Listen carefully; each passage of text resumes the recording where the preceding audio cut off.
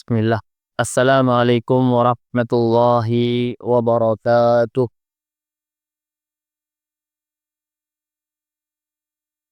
Innal hamdalillah nahmaluhu wa nasta'inuhu wa nastaghfiruh wa na'udzu billahi min sururi anfusina wa min sayyiati a'malina. May yahdihillahu fala mudilla lahu wa may yudlil fala hadiya lahu. Ashhadu an la ilaha illallah wahdahu la syarika lah wa ashhadu anna Muhammadan abduhu wa rasuluhu la nabiyya wa rasula ba'dah. Jamaah rahimani rahimakumullah, yang semoga Allah Subhanahu wa taala senantiasa merahmatinya. Datang dari rumah untuk tujuan bermajelis ilmu.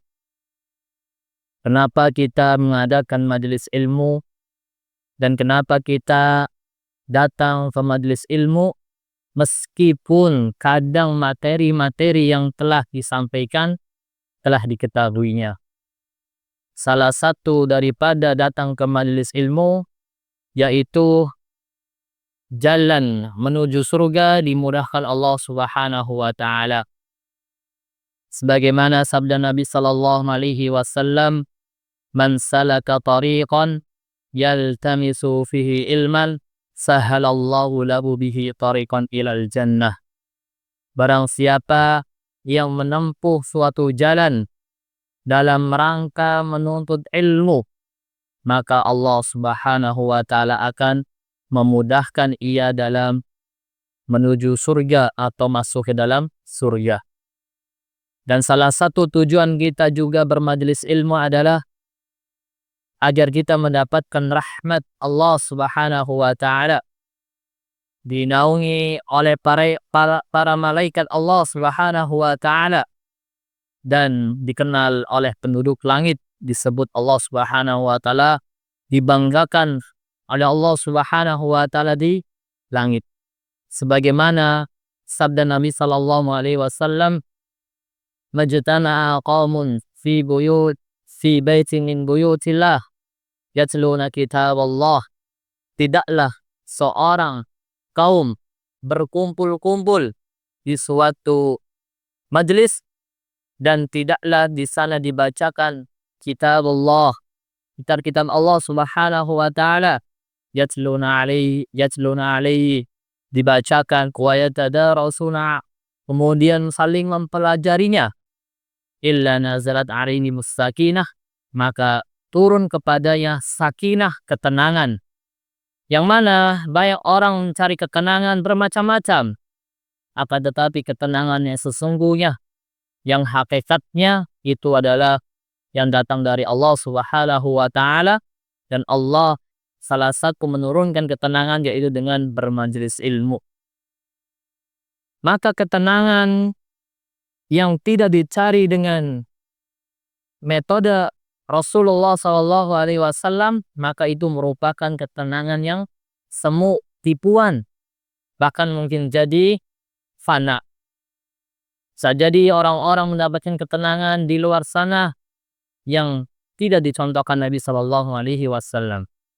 Maka salah satu di antara kita bermajelis ilmu yaitu untuk mendapatkan ketenangan.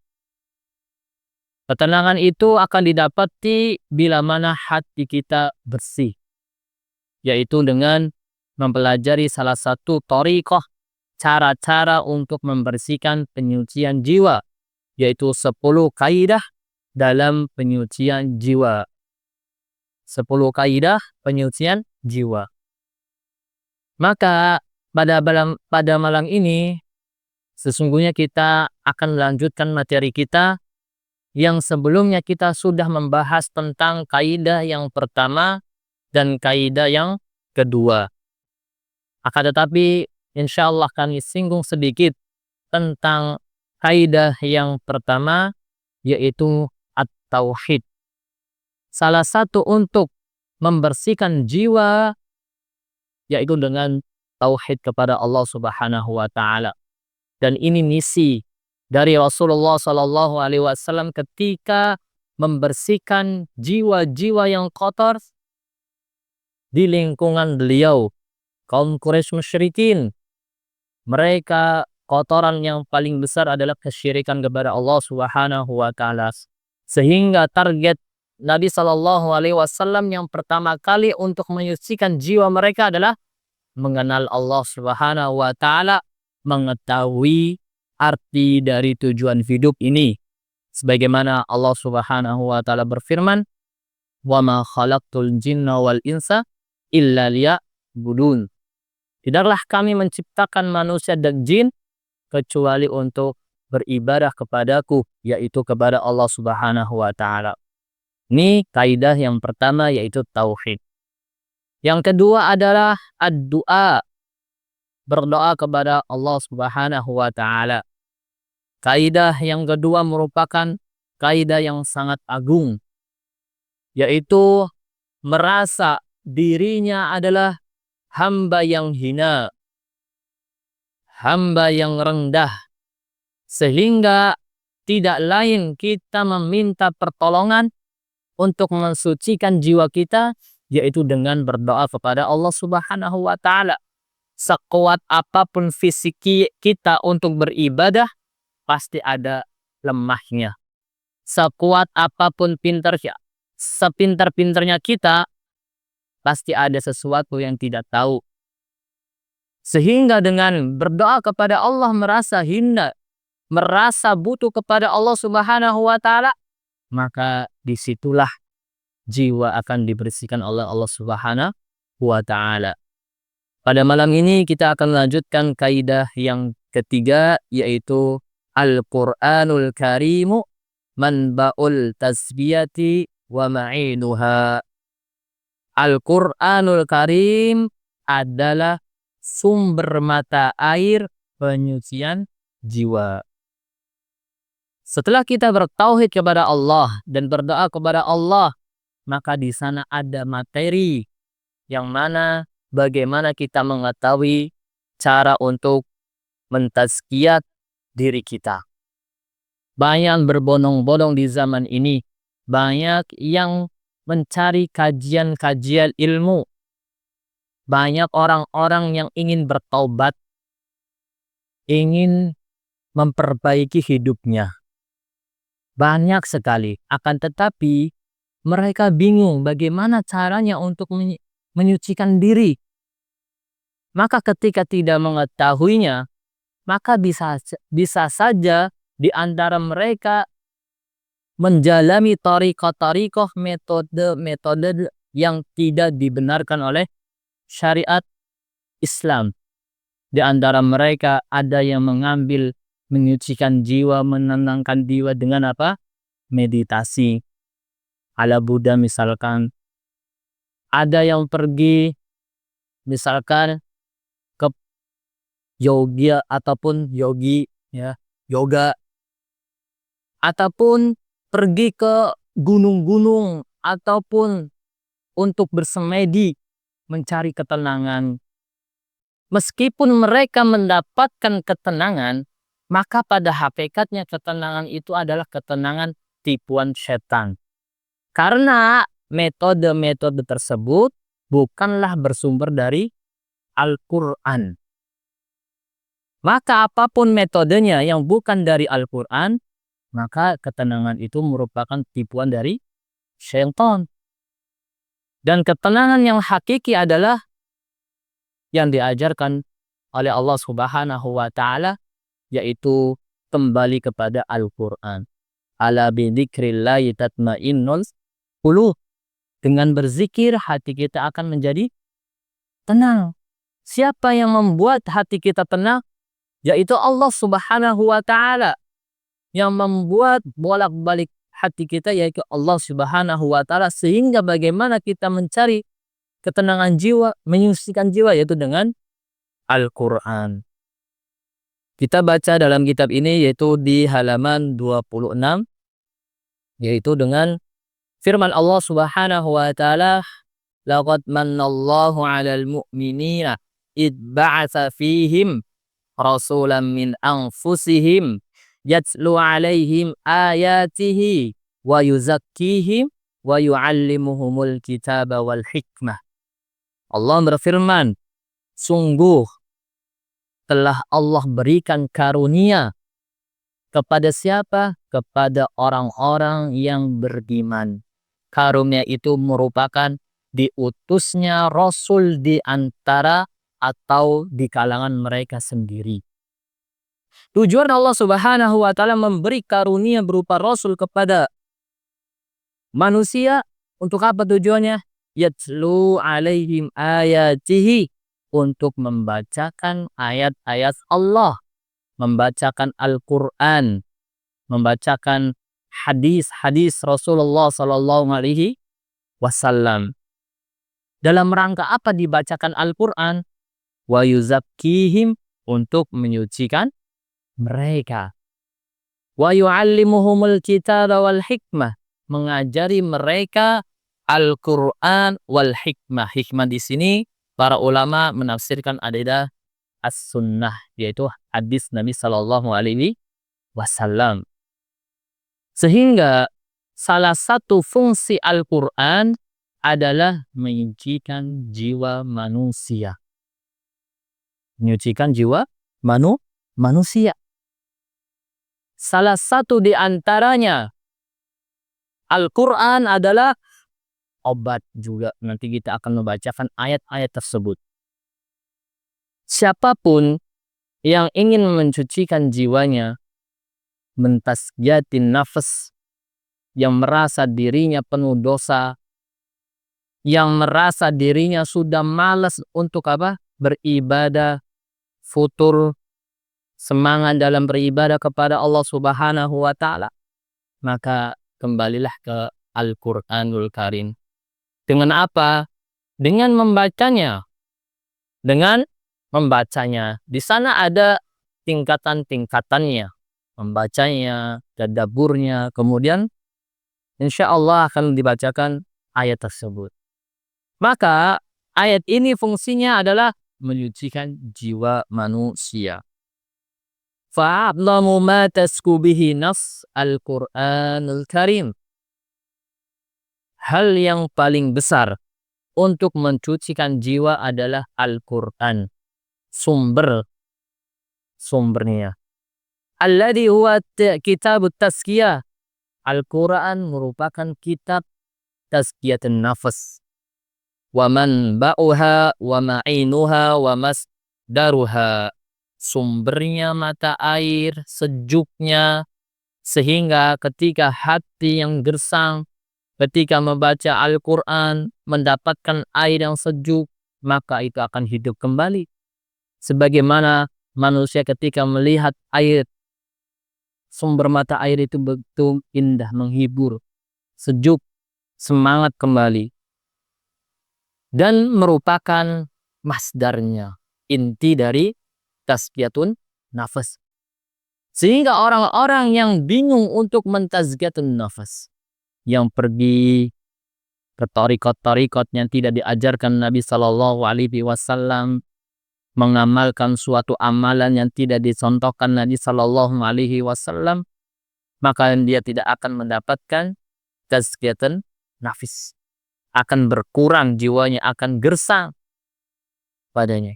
Faman arada li nafsi tazkiyah fatlubha fi kitabillahi azza wa jalla. Barang siapa yang dirinya ingin jujur untuk membersihkan jiwa yang sudah kotor ini, maka carilah di Al-Quran. Materi Al-Quran mengajari dari bangun tidur sampai tidur kembali. Dan ini merupakan tazkiyah. Bangun tidur berdoa, sudah dicontohkan Nabi Sallallahu Alaihi Wasallam. Sehingga ketika mengamalkan apa yang ada di dalam Al-Quran, maka pada hakikatnya dia sedang menyucikan dirinya. Dan Mu'alis juga membawakan perkataan Ibnu Abbas radhiyallahu anhu, dhaminallahu liman ittaba'al Qur'an alla yadilla fid dunya wa la yashqa fil akhirah. Ibnu Abbas merupakan sahabat yang sangat mulia.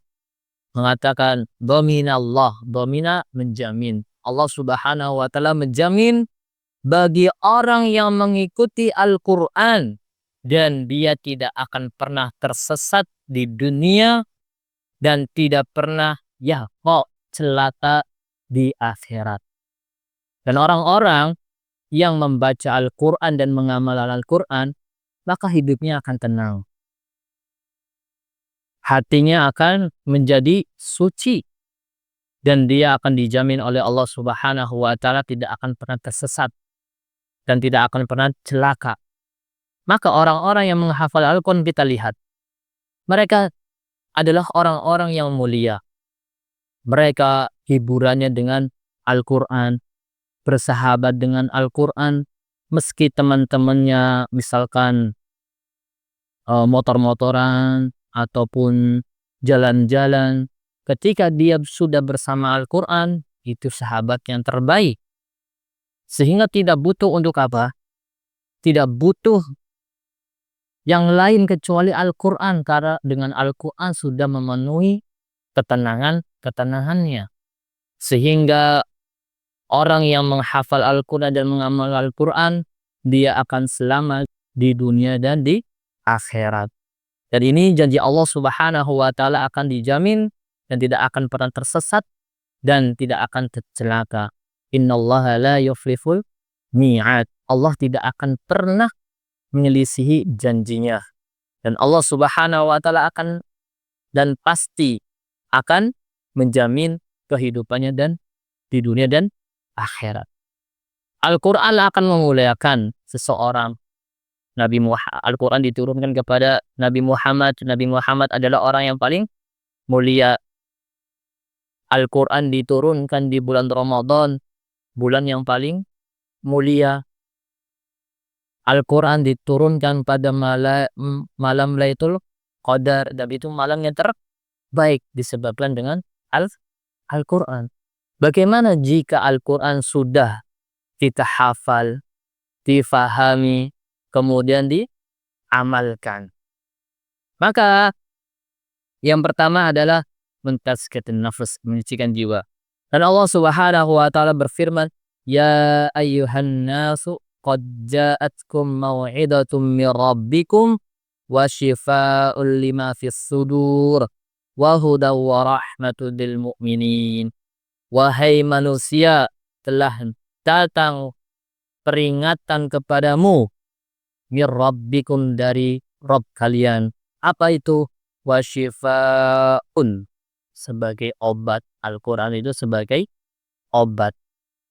Obat bagi siapa? Bagi orang-orang yang ingin mensucikan jiwanya. Obat bagi orang-orang yang gelisah. Fis sudur, di dalam hatinya. Dan syifa di sini secara umum. Baik itu bisa mengobati masalah hati ataupun masalah fisik. Masalah hati yang berkaitan dengan apa? Syubhat dan syahwat yang berkaitan dengan hati. Syahwat yaitu keinginan untuk bermaksiat kepada Allah Subhanahu wa taala. Cara mengobatinya apa? Dengan membaca Al-Qur'an, memahami Al-Qur'an. Bila mana mendapati ayat-ayat ancaman neraka sehingga takut akan ancaman Allah Subhanahu wa taala. Sehingga penyakit syahwat ini ketika ingin bermaksiat, ingat ada ayat-ayat ancaman Allah Subhanahu wa taala, barang siapa yang bermaksiat bisa masuk ke dalam neraka. Sehingga di situ enggan untuk bermaksiat kepada Allah Subhanahu wa taala. Di sana ketika mendapati janji-janji Allah surga, maka dia meninggalkan maksiat karena untuk mendapatkan surga Allah Subhanahu wa taala. Ini penyakit yang pertama, yaitu syahwat. Penyakit yang kedua adalah syubhat. Kerancuan dalam memahami agama. Cara mengobatinya dengan apa? Mempelajari Al-Qur'an, membaca tafsir-tafsirnya dalam bimbingan ulama-ulama yang memahami dengan pemahaman yang benar, yang sesuai dengan salafus saleh, pemahaman para sahabat Nabi Sallallahu Alaihi Wasallam, sehingga kerancuan dalam beragama maka hilang dengan kembali kepada Al-Quranul Karim. Penyakit hati, bisa mengobati penyakit hati seperti iri, dengki, pelit, dan yang lainnya. Tapi kok ada orang yang membaca Al-Quran masih gosip, masih pelit, masih sombong, sebagai obat atau tidak? Maka belum cukup ternyata ketika membaca saja. Maka tidak heran ketika kita kadang mendengar seorang penghafal Al-Quran melakukan berbagai maksiat. Karena di sana ada tahapan-tahapan yang belum dia lalui. Yaitu nanti kita akan membaca ayat tersebut. Apa sih maksud dengan Al-Quran ini sebagai obat, sebagai menyucikan jiwa? Apakah hanya sekadar membaca saja ataukah tidak? Maka di sini sebagai obat hati. Kemudian obat fisik. Obat fisik itu bisa disembuhkan dengan membaca Al-Quran. Ketika kita sakit salah satu anggota badan kita, maka bisa disembuhkan dibacakan Al-Fatihah dengan diruqyah, memegang dengan anggota yang sakit. Dan ini telah dipraktekkan Rasulullah Sallallahu Alaihi Wasallam. Sakit gigi bisa nggak disembuhkan dengan Al-Quran? Bisa. Dengan syarat di sana menyertakan keyakinan bahwasanya Al-Quran syifaun, sebagai obat. Kalau ragu-ragu, ya nggak sembuh, karena setengah-setengah beriman kepada Allah Subhanahu wa Ta'ala. Tapi kalau dia beriman dengan iman yang sempurna, Al-Quran sebagai obat seluruh penyakit, bisa sembuh. Dibacakan ruqyah. Ruqyah itu bukan hanya untuk orang yang kemasukan jin saja atau yang kesurupan, akan tetapi juga sebagai obat sakit fisik, sakit gigi misalkan, pilek misalkan, dan yang lainnya, yaitu dibacakan dengan bacaan Al-Quran. Insya Allah di sini sudah mengetahui dan hafal Al-Fatihah. Dan Al-Fatihah merupakan salah satu surat ruqyah, sehingga sebelum kita ikhtiar ke dokter, maka kita bacakan Al-Quran terlebih dahulu. Ketika kita meyakini ayat Allah Subhanahu wa Ta'ala dengan keyakinan yang benar, kesempurnaan keimanan, insya Allah akan disembuhkan oleh Allah Subhanahu wa Ta'ala. Sebagaimana perkataan Ibnu Qayyim rahimallahu ta'ala, wal Qur'anu huwa syifa'ut tam. Al-Quran itu merupakan obat yang sempurna min jami'il adwa'il qalbiyah, dari berbagai penyakit hati, wal badaniyah, dan berbagai penyakit fisik, wa adwa'id dunya wal akhirah, dan mengobati penyakit-penyakit dunia dan akhirah. Penyakit dunia, masalah ketenangan, Allah akan memberikan ketenangan. Di akhirat menyelamatkan, memberikan syafaat bagi pembaca Al-Quran. Dan ini merupakan obat. Al-Quran merupakan obat. Kemudian di sini ayat Allah Subhanahu wa Ta'ala, alladzina atainahumul kitaba yatslunahu haqqa tilawati ulaika yu'minuna bih. Ayat ini menunjukkan bahwasanya kami telah memberikan mereka suatu kitab yang mereka membaca dengan haqqa tilawatihi, sebenar-benarnya membaca. Sebenar-benarnya membaca.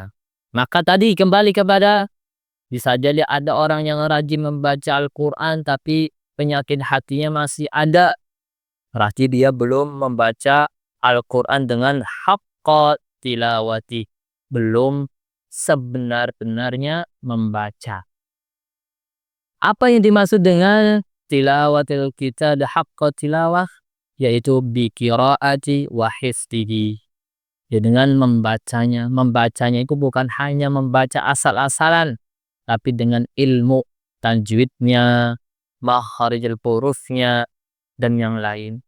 Bisa jadi kita ya yang belum bisa membaca Al-Quran, bisa diadakan halaqah-halaqah membaca Al-Quran, ya. Baik, ya. Membaca Al-Quran itu bukan untuk anak kecil saja, akan tetapi untuk orang-orang yang sudah tua. Bisa jadi ya dahulu belum banyak dakwah, belum banyak tersedia halaqah-halaqah ilmu atau halaqah-halaqah Quran.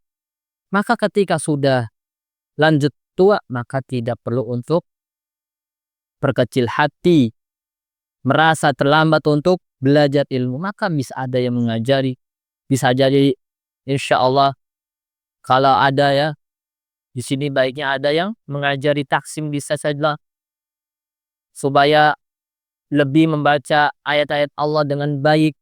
Ataupun nanti yang belum bisa membaca Al-Quran dipisahkan adab qiraah, misalkan Iqra, ya. Di sini sudah bagian tahsin. Nah, ini salah satu sarana untuk apa? Menjadikan haqqa tilawatihi, itu dengan sebenar-benarnya membaca. Apakah cukup membacakan saja? Tidak. Di sini ada hifdhihi, yaitu dengan menghafal, ya.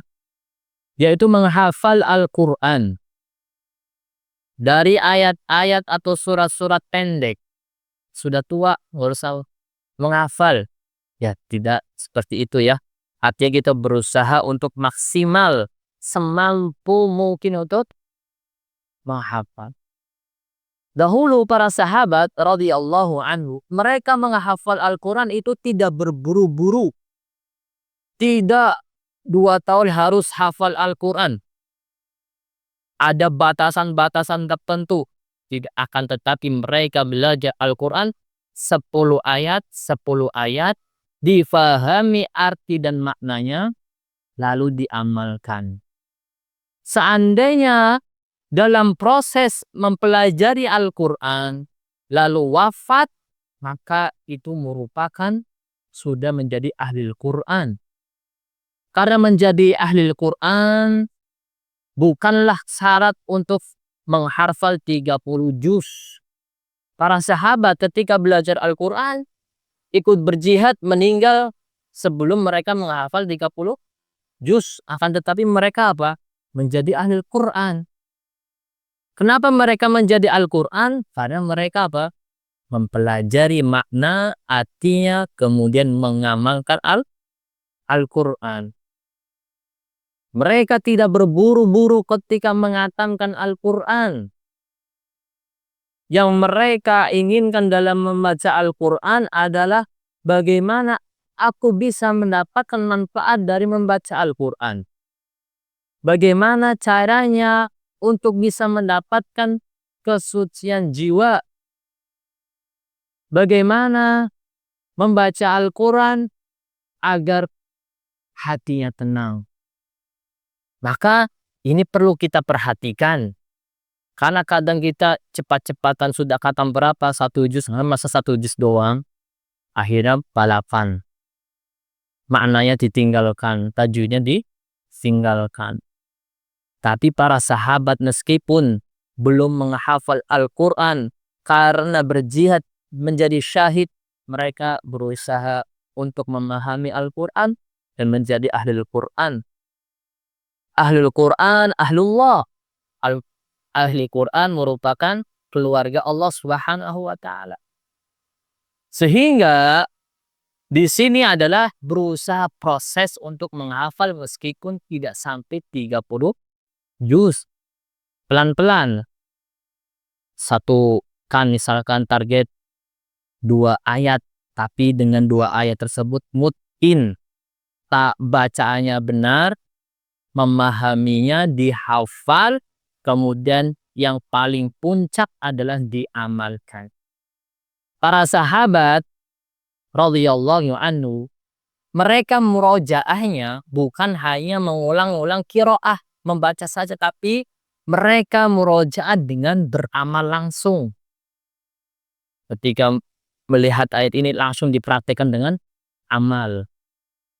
Dari bangun tidur sampai menjelang tidur lagi, mereka dengan ilmu murojaahnya dengan amal, sehingga hafalan para sahabat itu adalah hafalan yang sangat kuat karena sambil dipraktekkan. Ya, sehingga di sini prosesnya apa? Prosesnya adalah membaca dengan benar. Setelah itu adalah berusaha semaksimal mungkin untuk bisa menghafal. Ketiga, memahaminya. Setelah memahami adalah tadabbur. Tadabbur, merenungkan apa tujuan Allah Subhanahu wa taala menurunkan ayat ini. Kemudian yang paling puncak adalah al-'amalu bihi, yaitu mengamalkan Al-Qur'an. Fungsi Al-Qur'an diturunkan kepada Nabi Muhammad sallallahu alaihi wasallam, puncaknya diamalkan. Berarti ketika membaca Al-Qur'an kemudian dia masih menjadi orang yang pelit, berarti dia belum mengamalkan isi Al-Qur'an. Baru di tahapan membaca, menghafal, memahami, tadabbur, tapi yang paling puncak malah ditinggalkan. Padahal tujuan daripada Al-Qur'an diturunkan yaitu diamalkan, sebagaimana ini merupakan penafsiran para sahabat dan tabi'un. Dan perkataan ini ya dikuatkan oleh Ibnu Mas'ud ketika beliau menceritakan, kana rajulu minna idza ta'allama 10 ayatin lam yujawizhunna hatta ya'rifa ma'aniyahunna wal 'amalu bihin. Dahulu para kalangan kita ya, ketika mempelajari 10 ayat, mereka tidak akan menambah sampai mereka mengetahui makna-maknanya dan langsung beramal dengannya. Jamaah rahimani rahimakumullah. Sehingga bagi orang yang ingin mentazkiyatin nufus, yaitu dengan mengamalkan isi dari Al-Qur'an tersebut. Dan barang siapa yang tidak ingin mensucikan jiwa, maka dia akan cuek untuk tidak mengamalkan ilmunya. Bisa jadi dia hanya mempelajari, kemudian ditinggalkan hanya sebagai pengetahuan saja. Tapi para sahabat berbeda. Mereka menghafal sedikit demi sedikit, diamalkan. Meskipun misalkan ya yang lain sudah menghafal 5 juz, 30 juz, tapi kalau sedikit demi sedikit faham satu ayat pun paham dengan artinya, memahami, tadabbur, itu lebih baik karena bisa mengamali tersebut. Kemudian perkataan Ibnu Mas'ud di halaman 30, wa qiraatul Qur'an duna fahmi ma'aniya au amal bima ja'a fihi la tu'addu tilawatu bihaqqin. Berarti ketika dia hanya membaca kemudian tidak mengamalkan, maka tidak dihitung dari kata tilawatan bihaqqin. Berarti tidak masuk firman Allah Subhanahu wa taala. Sebagaimana ya ini telah disyarah oleh Syekh Abdul Razak di dalam Teramat Sama yang lain ya, bahwasanya yang dimaksud dengan tilawah bihaqqin adalah orang yang berusaha membacanya, menghafalnya, mentadabburinya, dan mengamalkan, dan itu merupakan ahlullah, yaitu keluarga Allah Subhanahu wa taala. Walihada yaqulu Fudail bin Iyad, innama nazala al-Qur'an liyu'malu bih. Sesungguhnya Al-Qur'an itu diturunkan untuk diamalkan. Tujuan Al-Qur'an, fungsi Al-Qur'an adalah diamalkan isinya, kandungannya. Fattahiran nasu qira'ata wa amalan. Akan tetapi zaman sekarang orang-orang mengamalkan Qur'an itu hanya sekedar membaca. kamu sudah mengamalkan Al-Quran? Belum. Sudah, ini sedang membaca. Nah, kalau para sahabat itu membaca belum merupakan mengamalkan. Sekedar ibadah membaca Al-Quran. Akan tapi makna dari mengamalkan di situ adalah kandungan Al-Quran. Sehingga hanya orang-orang yang membaca Al-Quran di zaman sekarang itu dianggap tidak mengamalkan Al-Quran. Nah, ini merupakan ya kebalikan, sehingga kita untuk salah satu untuk mempelajari yaitu bahwasanya ketika membaca Al-Quran bukan sebagai amalan akan tetapi sebagai ibadah dan akan lebih menjadikan haqqa tilawati, yaitu bila dia mengamalkan isinya. Fa'idha akramallahu lahu abdahu bitilawatil Qur'an wa tadabburi wa mujahadat nafs ala al-amal lih nala lina tazkiyah awfara nasibin. Bila Allah subhanahu wa ta'ala sudah memuliakan hambanya dengan membaca Al-Quran, mentadaburinya, kemudian bersungguh-sungguh untuk beramal apa yang terdapat di dalam Al-Quran, nala minat tazkiyah, sungguh dia sudah mendapatkan tazkiyatun nafs. Dia sudah bersih, menyucikan jiwanya. Awfara nasib, dan akan mendapatkan bagian yang sangat banyak. Sehingga ketika hanya membaca itu sudah tazkiyah, akan tetapi mendapatkan sesuai dengan bacaannya saja. Menghafal sebagai tazkiyah, benar, akan tetapi mendapatkan beberapa persen saja. Mentadaburi, tazkiyah, akan tetapi mendapatkan bagian tertentu. Tapi kalau sudah mengamalkan Al-Quran, itu mendapatkan bagian yang sudah sempurna dan mendapatkan bagian yang banyak. Dari situlah Al-Quran menjadi tazkiyatun nafs, penyucian jiwa. Ini adalah kaidah yang berapa? Ketiga. Yang berikutnya, al-qaidatur rabi'ah, kaidah yang keempat, ittikhadul uswah wal qudwah, menjadikan suri teladan.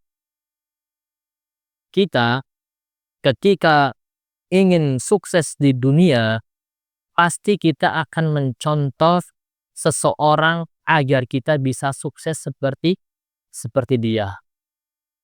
Misal kita sebagai pembisnis, pasti ada orang yang menjadi panutan, suri tauladan, perkataannya selalu didengar agar menjadi sukses seperti dia. Di pendidikan, pasti akan mencari orang yang tepat untuk menjadikan suri tauladan. Berbagai sisi pasti ada yang dijadikan idolanya, fansnya, agar bisa mengikuti apa yang dia capai. Begitu juga di sini ketika seorang ingin mensucikan jiwanya, maka perlu seorang yang menjadi tauladan, suri tauladan, agar hati ini bisa suci, menjadi bagian apa yang Allah Subhanahu wa ta'ala ridhoinya. Ketika kita menjadikan orang lain sebagai ujian jiwa yang tidak sesuai dengan tariqah sahabat, mereka akan mencari tariqah yang tidak sesuai, seperti yang sedang viral, mencari ketenangan penyucian jiwa di meditasi misalkan. Pemahaman tersebut merupakan pemahaman yang keliru. Sehingga contoh teladan yang terbaik adalah siapa di sini? Rasulullah Sallallahu Alaihi Wasallam, yaitu mencari seorang sebagai panutan dan teladan. Allah Azza wa Jalla, laqad kana lakum fi Rasulillahi uswatun hasanah liman kana yarjullaha wal yawmal akhir wa dzakarallaha katsira. Ayat ini sudah kita sering mendengarnya dari dai-dai. Akan tetapi kadang ayat ini dibawakan hanya persoalan apa? Akhlak Rasulullah Shallallahu Alaihi Wasallam. Padahal uswatun hasanah di sini secara umum. Rasulullah sebagai suri tauladan secara umum, bukan hanya akhlak saja. Bisa dari ibadahnya Rasul, dari akidahnya Rasul, ya. Kemudian dari akhlak Rasulullah Sallallahu Alaihi Wasallam berbagai sisi, ya, bukan hanya di akhlak saja. Sehingga tidak heran ketika dia disuruh untuk mengikuti akidah Rasulullah Sallallahu Alaihi Wasallam, mereka enggan untuk meninggalkan akidah yang biasa dia bawa. Sehingga dia tidak mau membawakan ayat-ayat ini. Ayat-ayat ini hanya dibawakan ketika mencontoh akhlak Rasulullah. Padahal Rasulullah sebagai tauladan dari ibadah, akidah, akhlak, kehidupannya berumah tangga. Ya, sehingga ayat ini merupakan uswatun hasanah, ini merupakan secara umum baik akidah, ibadah, akhlak dan yang lainnya. Dan tentunya Rasulullah Shallallahu Alaihi Wasallam akan menjadi suri tauladan bagi siapa? Liman kala yarjullah, bagi orang-orang yang ingin bertemu Allah Subhanahu wa taala. Tentunya ketika kita sudah rindu untuk bertemu Allah Subhanahu wa taala, dia akan mencari tauladan, mencontoh Rasulullah Sallallahu Alaihi Wasallam. Rasulullah pernah berdoa, ya, as'alullah, ya Allah, aku memohon kepadamu ladzatan nazri wajhik, agar bisa melihat wajahmu. Dan ini merupakan apa? Rasa rindu Rasulullah Sallallahu Alaihi Wasallam untuk bertemu Allah. Dan bagi orang yang ingin mensucikan jiwanya, tentunya dia akan mengharapkan bertemu Allah Subhanahu wa taala, yaitu menjadikan Rasulullah Sallallahu Alaihi Wasallam sebagai teladan. Wal yaumal akhir, pada hari kiamat sampung yang akan kita apa? Kembali kepadanya. Wa dzakarallaha katsira, dan mengingat Allah Subhanahu wa taala dengan banyak. Kita telah sampai ke kaidah keempat, yaitu mencari seorang panutan dan teladan. Yang dimaksud di sini adalah ketika seorang ingin mensucikan jiwanya, membersihkan jiwanya, yaitu kita mencontoh Nabi Sallallahu Alaihi Wasallam, mengikuti apa yang diajari Rasulullah Sallallahu Alaihi Wasallam, karena beliaulah orang yang mempraktikkan isi Al-Quran. Berkaitan dengan materi yang sebelumnya, Al-Quran sebagai materi. Kemudian yang mempraktikkan isi Al-Quran yang sempurna siapa? Rasulullah Shallallahu Alaihi Wasallam. Sehingga jelas materinya Al-Quran, kemudian prakteknya yaitu Rasulullah Shallallahu Alaihi Wasallam. Sehingga bagi siapapun yang ingin mencari kesucian jiwanya, mendapatkan ketenangannya, tidak mau kecuali mencontoh Nabi Sallallahu Alaihi Wasallam. Karena beliaulah yang langsung mempraktikkan Al-Quran dengan sempurna. Ketika kita melihat Al-Quran, melihat Islam, maka lihatlah Al-Quran dan Rasulullah SAW itu hadis. Sehingga di sana ada kesempurnaan Islam. Kesempurnaan bagaimana mencucikan jiwanya, membersihkan jiwa dari badan, fisiknya, ataupun hatinya dibersihkan. Sehingga Di sini Ibnu Katsir mengatakan hadil ayatul karimah aslun kabirun fi ta'assi bi Rasulillah sallallahu alaihi wasallam fi aqwalihi wa af'alihi wa ahwalihi. Dan ini merupakan ayat yang sangat mulia, merupakan aslun kabirun, pokok yang sangat besar dalam meneladani Rasulullah sallallahu alaihi wasallam, baik dari perkataan Nabi, perbuatannya, ataupun keadaan Nabi sallallahu alaihi wasallam. Sehingga qala al-Hasan qaumun ala ahdi Nabi sallallahu alaihi wasallam inna nuhibbu rabbana fa'anzalallahu ta'ala hadi ayah qul in kuntum tuhibbunallah fattabi'uni yuhibbukumullah. Hasan Al-Basri bahwasanya pada suatu masa, yaitu masa Nabi Shallallahu Alaihi Wasallam, banyak orang yang mengklaim cinta Allah Subhanahu Wa Taala. Kamu cinta Allah, cinta. Kamu cinta Tuhanmu, cinta.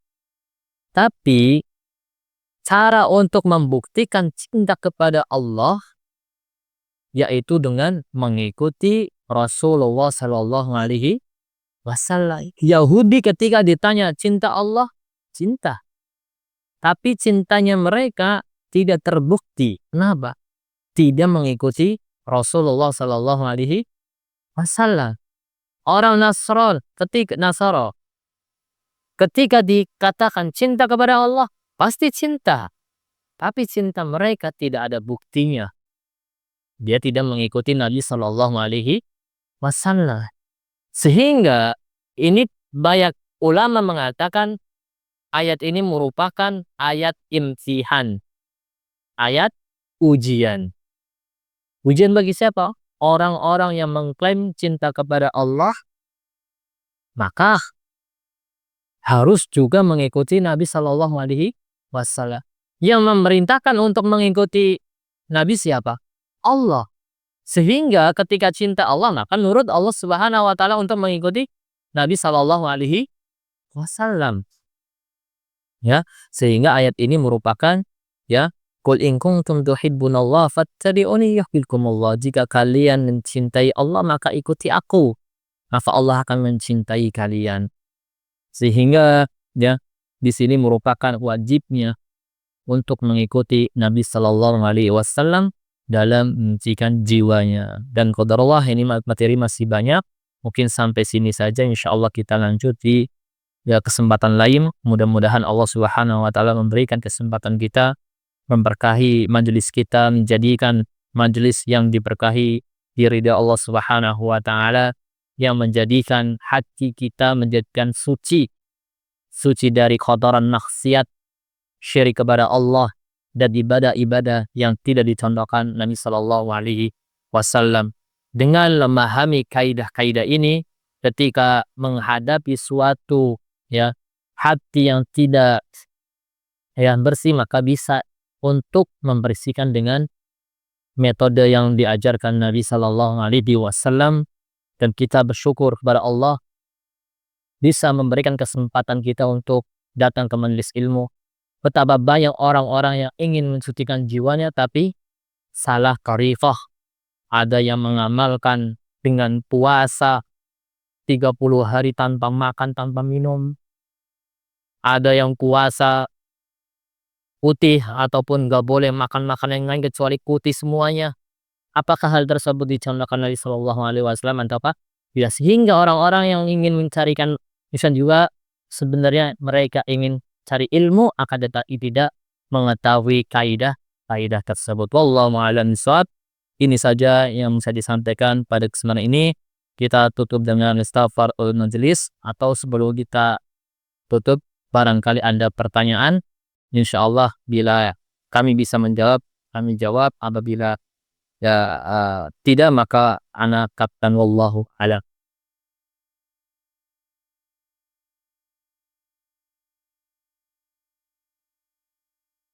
Barangkali ada pertanyaan.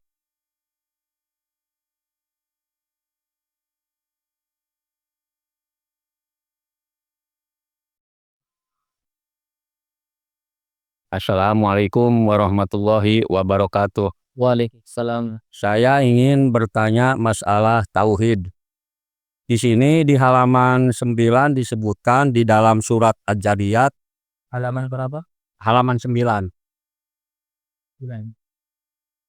Di dalam surat Adz-Dzariyat ayat ke-56 disebutkan wa ma khalaqul jinna wal insa illa liya'budun. Dan tidaklah aku menciptakan jin dan manusia kecuali untuk beribadah kepadaku. Walaupun kita tidak bisa melihat jin secara mata kasat, apakah cara beribadahnya jin sama dengan manusia atau tidak? Itu aja. Jin. Iya. Terima kasih. Khalaqtul jinna wal insa illa liya'budun. Tidaklah kami menciptakan jin dan manusia kecuali untuk beribadah atau mentauhidkan Allah Subhanahu wa taala. Maka wallahu a'lam bishawab, apakah salatnya seperti salat kita ataukah mempunyai cara-cara lain, ana nggak tahu, wallahu a'lam bishawab. Oke, syukran jazakallahu khairan. Wallahu a'lam. Karena jin ini merupakan alam gaib ya, alam gaib yang kita tidak tahu. Jazakallah khairan. Baik, mungkin dicukupkan. Baik, kita baca kafaratul majlis. Subhanakallahumma wa bihamdika asyhadu an la ilaha illa anta astaghfiruka wa atubu ilaik. Assalamualaikum warahmatullahi wabarakatuh.